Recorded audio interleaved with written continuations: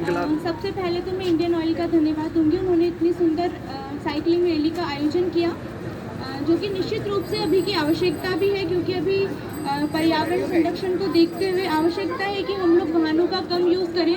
एक तो इससे प्रदूषण कम होगा, इसके साथ साथ ही हमारे स्वास्थ्य के लिए बहुत ज़्यादा ये फ़ायदेमंद है।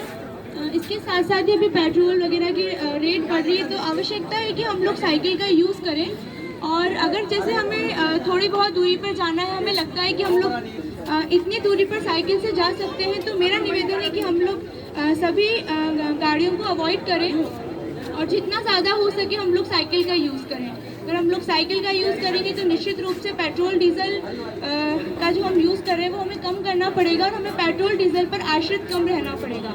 और एक सबसे बड़ा बेनिफिट पर्यावरण के लिए हम सभी को रहेगा। तो मैं इंडियन ऑयल का धन्यवाद दूंगी, उन्होंने इतनी सुंदर साइकिलिंग रैली का आयोजन किया। इसके साथ साथ ही मैं अपने बारे में आप सभी को बताना चाहूँगी। मेरा नाम दिव्या जैन है और मैं नेशनल यूथ अवार्डी हूँ। पर्यावरण संरक्षण के लिए अभियान चला रही हूँ। जो मेरा मेन है वो है प्लास्टिक के थैलियों के खिलाफ, कि हम किस तरह से प्लास्टिक के थैलियों का यूज़ ना करें, उसकी जगह हम लोग कपड़े के जो थैले हैं उसका यूज़ करें और हमारी जो पुरानी संस्कृति है उसको हम पुनः दोहराएं। हम लोग जब घर से बाहर जाएं तो हाथ हिलाते हुए नहीं जाएं, बल्कि कपड़े का थैला साथ में लेकर जाएं। और जो चीज़ हम कपड़े के थैले में लेकर आ सकते हैं तो कोशिश करें कि वो कपड़े के थैले में ही लाएं। इसके साथ साथ ही जैसे जो छोटी मोटी चीज़ें हैं उसमें हम लोग प्लास्टिक के थैलियों को अवॉइड करें। इसके साथ साथ ही सबसे महत्वपूर्ण कार्य है जन चेतना का। अगर हम लोग जागरूक हैं बहुत अच्छा, लेकिन आवश्यकता है कि हम दूसरों को जागरूक करें, क्योंकि हम जितने ज़्यादा लोगों को जागरूक करेंगे उतनी ही जन चेतना बढ़ेगी। मेरा आप सभी से यही निवेदन है। अभी 1 जुलाई से पूरे भारत भर में सिंगल यूज़ प्लास्टिक पर बैन लगेगा, तो हम सभी को अपनी आदत में सुधार करना है।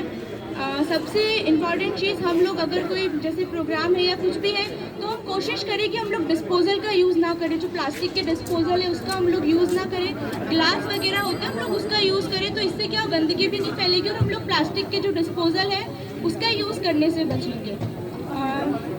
अभी ज़्यादा बात मैं नहीं कहूँगी। अगर आगे कोई और आयोजन होता है तो उसमें मैं अपनी बात रखूँगी। मैं बताऊँगी किस तरह से हम लोग बीजों से वृक्षारोपण कर सकते हैं। अभी बारिश का मौसम आने वाला है, हम लोग जब प्लांटेशन करते हैं, वृक्षारोपण करते हैं, तो हम लोग नर्सरी से या कहीं से हम लोग पौधे लेकर आते हैं।